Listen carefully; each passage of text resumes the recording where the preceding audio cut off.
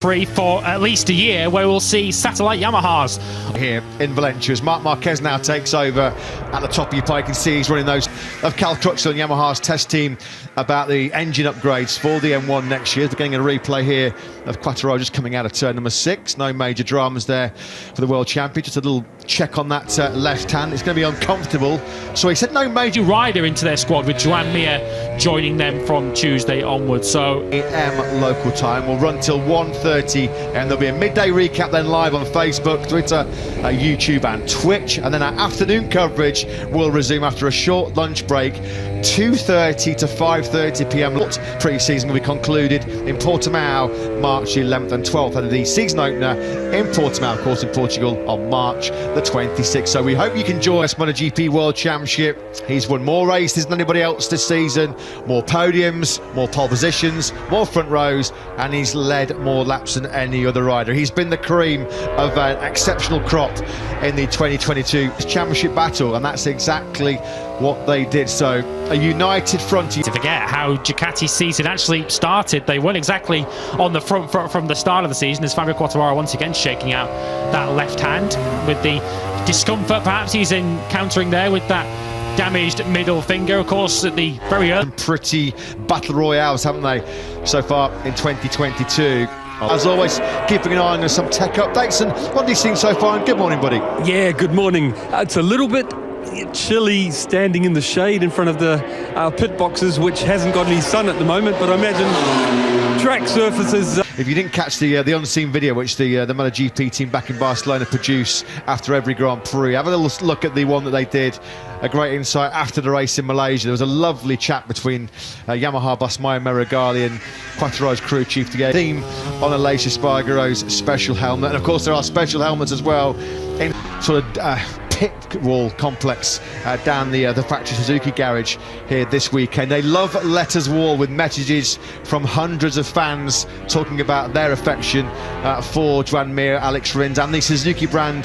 The pit lane is on the outside of the racetrack here, so he shouldn't be too long before he's back in the Repsol Honda box and jumping on his spare motorcycle. As we look at Pecco Bagnaia up behind Fabio Di Gianantonio of the inside. The crash at turn 2 is going to tip it in, and that front end there, it did go very, very early on him, didn't it there, Marquez? Maybe whether that was just a lack of temperature on the left-hand side to end 2022, a very, very difficult, another physically and mentally demanding season for Marc Marquez. Of course, he stepped away from racing after the Italian over in Malaysia 2 weeks ago. I'm delighted to say joining Simon in pit lane is Ducati Sporting Director Paolo Ciabatti. He is.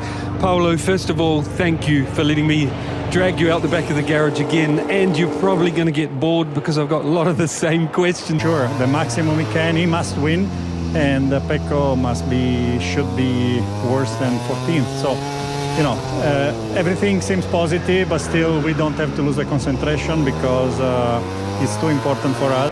So obviously we need to see how it goes, obviously, but this is a plan to do a race in the leading group to avoid any possible problems. The one that you must get bored of being asked is the team orders. It's finally at the point. Basically, if any rider wins except Fabio, then the title is in Pecco's pocket. So, you know, there are, again, no team orders except, again, don't try any crazy or... You can understand, can't you, the tension inside Ducati. They're going for the Triple Crown this weekend, of course. They've been the dominant factory this season. They are already constructing the battle for the World Championship, but it will take something slightly freakish for Bagnaia to lose the championship. Although, as I said at the top of the broadcast, that has happened already this season. Just think of the Catalan Grand Prix early this season when Taka Nakagami took Bagnaia out of the entirety of our stay here in Valencia, including Tuesday's post-race test. Great news for us, great news for the fans, and great news for Michelin as well, because they'll be tested. So this is the only change, one hard tire more hard on the front. And so far, yes, the conditions are quite good, but it's quite windy. All the riders, they say it's windy.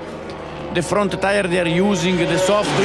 That I always worry about coming to Valencia is that right hand, the first right. You know, it won't be a problem. Fantastic news. Oh, Piero, honestly, I wish I had asymmetric tires when I rode here. It's damn scary. Thank you. Yeah, I believe you. This is especially turn 4. I know he's quite, he's quite...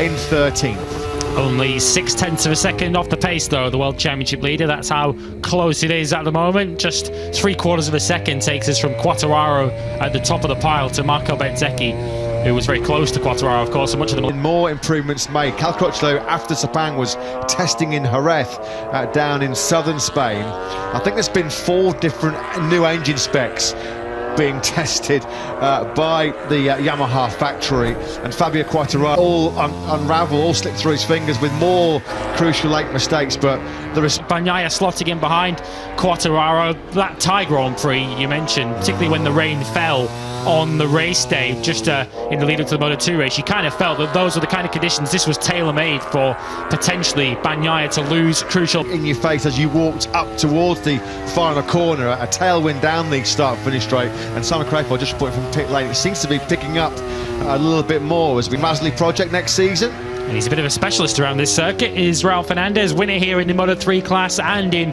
Moto2 last year, when he, of course, narrowly missed out on the World Championship to Remy Gardner in the end. Of course, the Moto2 Championship is also... Not here in Valencia this weekend. He's been on social media this morning.